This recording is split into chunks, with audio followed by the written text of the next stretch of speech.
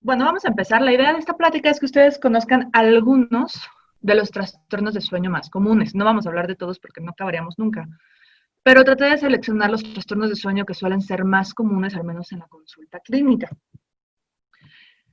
Para un especialista en medicina de sueño, el manual o la Biblia o el texto en el cual nos basamos para poder hacer un diagnóstico de los trastornos de sueño es que es la Clasificación Internacional de los Trastornos de Sueño, que publica la Academia Americana de Medicina de Sueño y ahorita está en su tercera edición, que se publicó en 2014.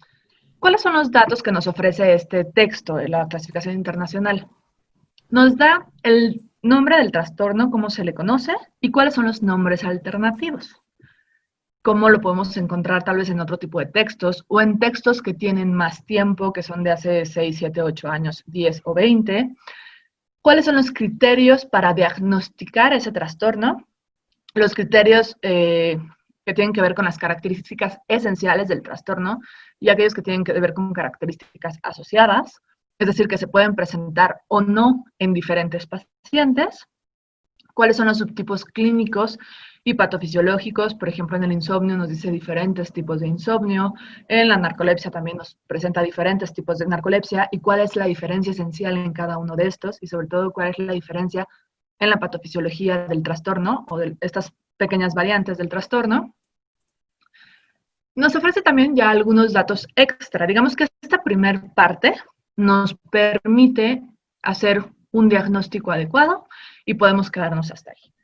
La siguiente parte, o los siguientes datos que nos presenta esta clasificación por cada uno de los trastornos que propone son, por ejemplo, datos demográficos. ¿Cuál es la prevalencia del trastorno a nivel internacional? ¿Cuál es la prevalencia en diferentes países? Si es que, por ejemplo, tiene alguna incidencia mayor dependiendo de la raza o dependiendo del género o dependiendo de algunas cuestiones culturales. ¿Cuáles son aquellos factores que predisponen y que precipitan el trastorno?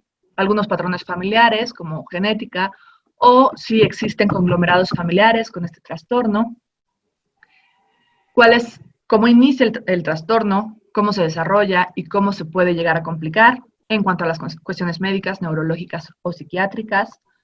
Si tiene que ver con problemas del desarrollo, por ejemplo, sobre todo en poblaciones más vulnerables, que están en procesos de desarrollo importantes o, digamos, más marcados que a lo largo de la vida adulta, como son las poblaciones pediátricas o las poblaciones geriátricas.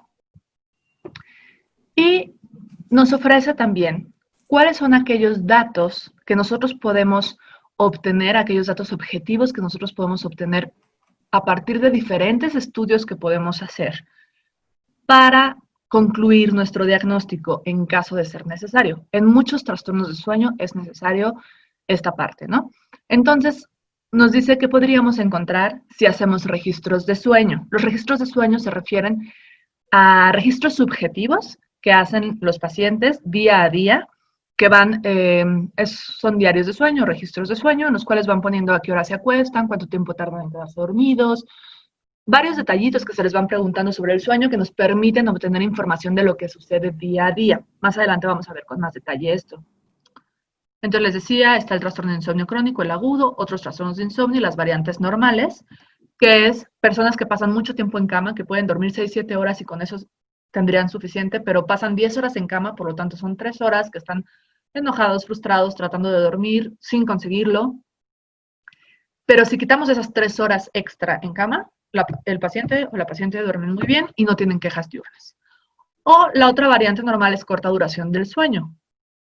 Sabemos que nosotros tenemos que dormir entre 7 y 9 horas, de acuerdo a un adulto, ¿no? De 25 a 65 años, más o menos es como el tiempo que tiene que dormir, entre 7 y 9 horas, y es adecuado. Sin embargo, hay algunas personas que tienen una necesidad de sueño mucho más corta y eso no implica un trastorno.